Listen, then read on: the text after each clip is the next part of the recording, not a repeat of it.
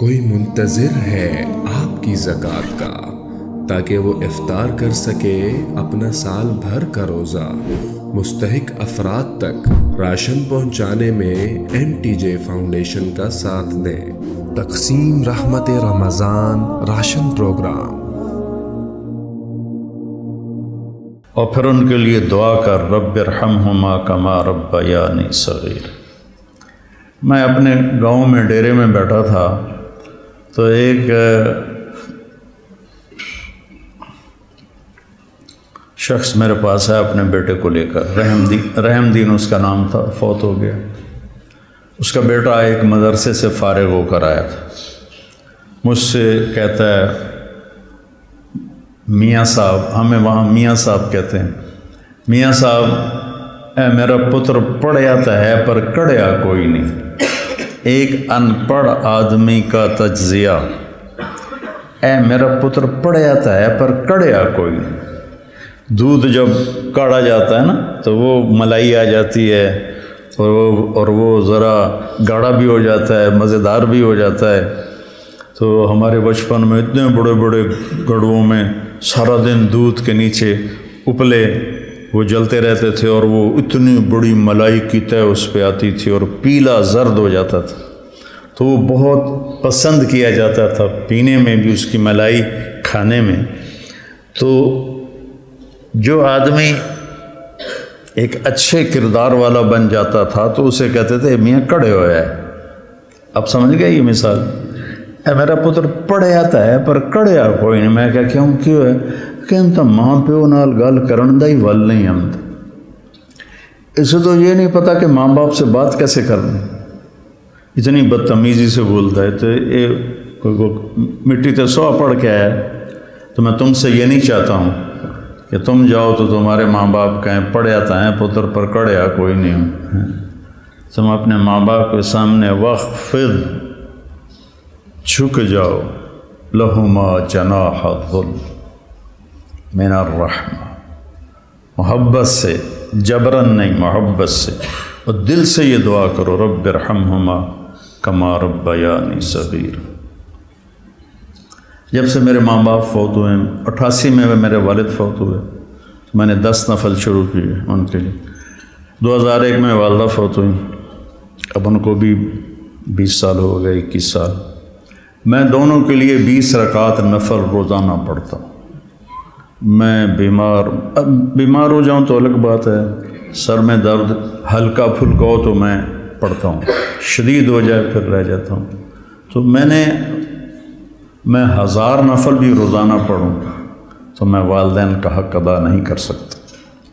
ایک شخص آیا، حضرت عبید اللہ بن عمیر تابعین میں سے ہیں، کہ جی میں نے خراسان سے اپنی ماں کو کندھے پہ بٹھایا اور مکے تک لا کے سارا حج اس کو اپنی کمر پہ بٹھا کے کروایا، میں نے ماں کا حق ادا کر دیا۔ تو انہوں نے کہا ولا طلقۃ واحدہ، ایک طلقہ کا بھی حق ادا نہیں۔ طلقہ کسے کہتے ہیں کہ جب بچہ پیدا ہونے لگتا ہے تو ماں کو دردیں، کوئی لہریں اٹھتی ہیں، وہ ایک لہر آتی ہے اس کی چیخیں نکال دیتی، پھر وہ لہر تھم جاتی، پھر دوبارہ اٹھتی ہے تو پھر اس کی چیخیں نکلتی ہیں، پھر وہ تھم جاتی۔ ایسے گھنٹوں وہ لہریں چلتی ہیں اور وہ جو ماں ہوتی ہے وہ تڑپ تڑپ کے کہیں جاتی ہے۔ تو وہ جو بے شمار دردوں کی لہریں اٹھتی ہیں، تو انہوں نے فرمایا ابھی ایک درد کی لہر کا حق بھی ادا نہیں ہوا، ولا طلقۃ واحدہ، بھی ایک کا حق بھی ادا نہیں ہوا۔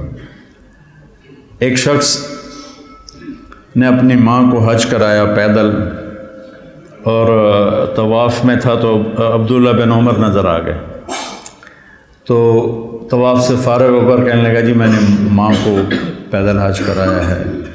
وہ کافی لمبا سفر ہے اور اس وقت پہاڑ تھے، نہ سرنگیں تھیں نہ راستے تھے، پہاڑ تھے۔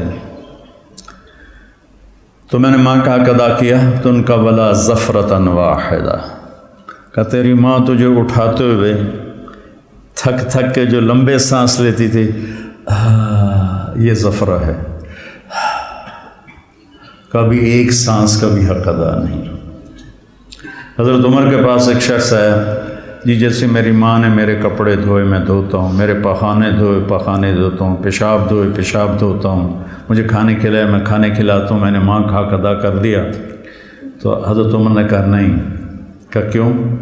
کہا وہ جب تجھے پالتی تھی نا، تیرے پیشاب پخانے دھوتی تھی، تیری زندگی کے لیے دعا کرتی تھی، اور تو جب اس کے لیے یہ مشقت اٹھاتا ہے تو کہتا ہے یا اللہ جلدی بولا، اللہ تھک گیا، تو نے ماں کا حق ادا نہیں کیا۔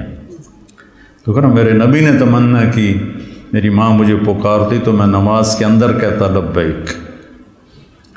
تو بچوں، آپ ابھی بچے آپ کے ماشاءاللہ والدین زندہ ہوں گے انشاءاللہ، اللہ خیر کرے، کسی کا فوت بھی ہو جاتا ہے تو اللہ کی تقدیر ہے۔ تو یہ میرے رب کا ایک اس کو اتنا دہرایا اللہ نے، پورے قرآن میں دہرایا ہے، پورے قرآن میں دہرایا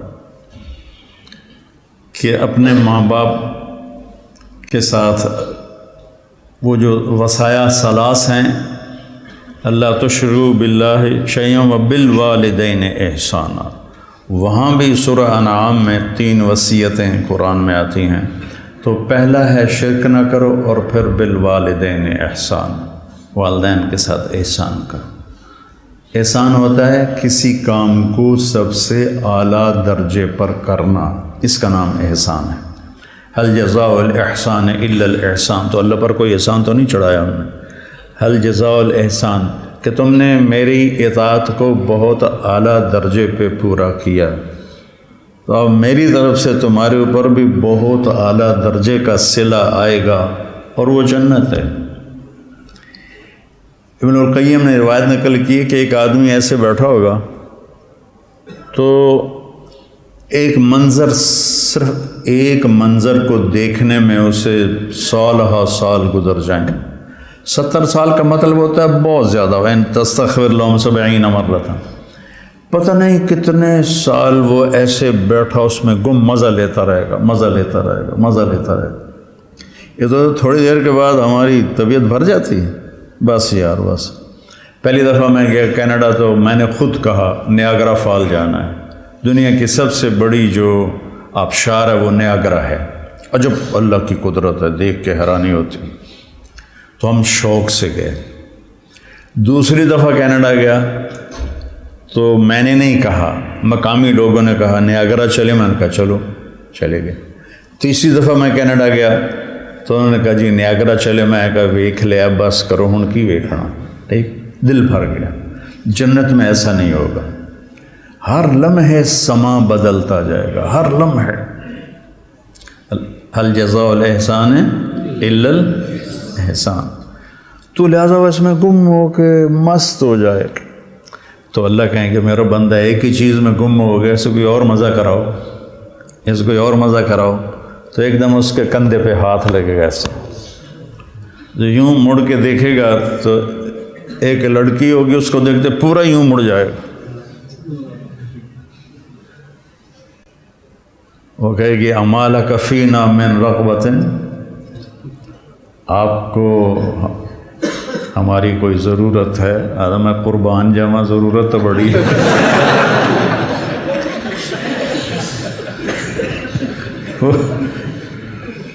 وہ کہے گا تو ہے کون، تو میری جنت میں سے نہیں ہے؟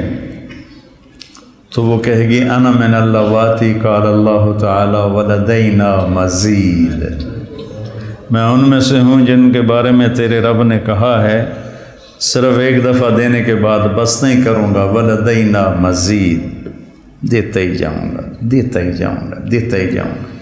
هل جزاء الاحسان الا الاحسان، تو وبالوالدین احسان کہا ہے، خدمت نہیں کہا، اچھا سلوک نہیں کہا، سب سے اعلیٰ درجے کا جو سلوک تم کر سکتے ہو کرو۔ میرے والد تبلیغ کے مجھے گھر سے نکالا تو قائل کیسے ہوئے؟ جب میں رائمنڈ سے آتا تو ان کو جسمانی خدمت کرتا تھا، حالانکہ نوکر ہوتے تھے، دبانے والے، تیل لگانے والے، سارے کام کرنے والے، لیکن جب وہ رات کو لیٹتے تو میں نوکروں کو بھگا دیتا اور میں اکیلا ان کو دباتا تھا، پھر ان کے سر میں تیل لگاتا تھا۔ اس خدمت نے ان کے دل کو رام کر دیا، کیونکہ پہلے میں ذرا گستاخ تھا، بدتمیز تھا. تو گھر میں جو دعوت ہے وہ اخلاق سے چلتی ہے. وہ یہ نہیں کہ آپ بیوی کو بٹھا کے دعوت دینا شروع کر دو کہ بیگم دنیا فانی ہے.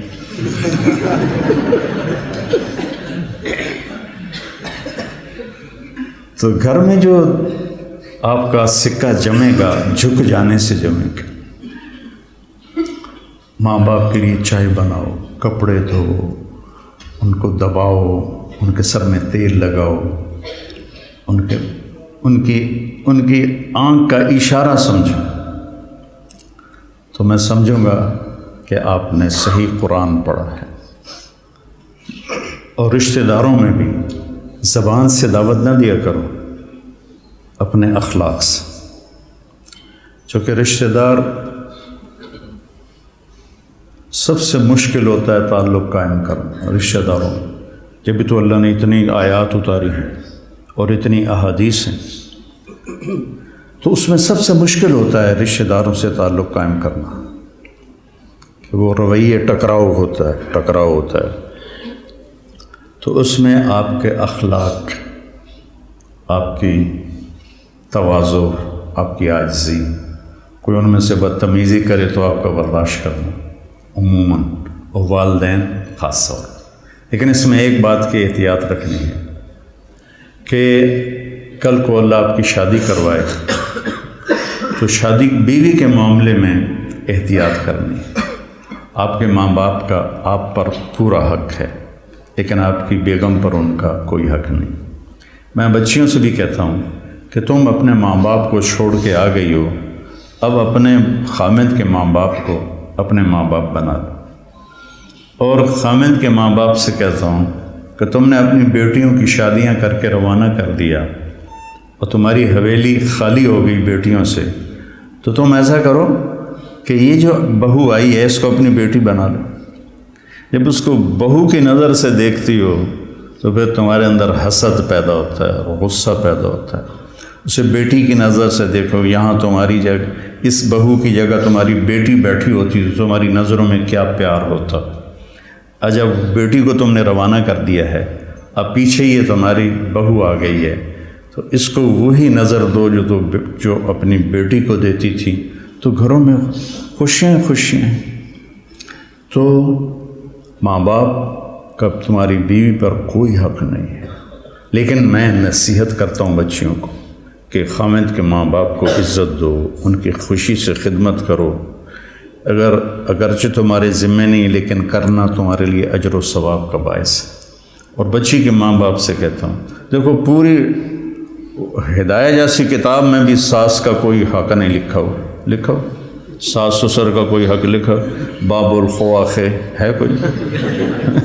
کیوں جی مولوی زبیر صاحب، باب الخواخ کوئی نہیں ہے. خامد اور بیوی کے حقوق، اولاد کے حقوق. تو میری ذمہ اپنی ماں باپ کی خدمت ہے. میری بیوی خوشی سے تیار ہو جائے تو اس کا احسان ہے، اس کی نیکی ہے. زبردستی کر کے میں کروں ورنہ میں تجھے نکال دوں گا تو یہ ظلم ہے. ماں باپ کے کہنے پہ طلاق نہیں دینی. طلاق دے دو، بڑی نافرمان ہے.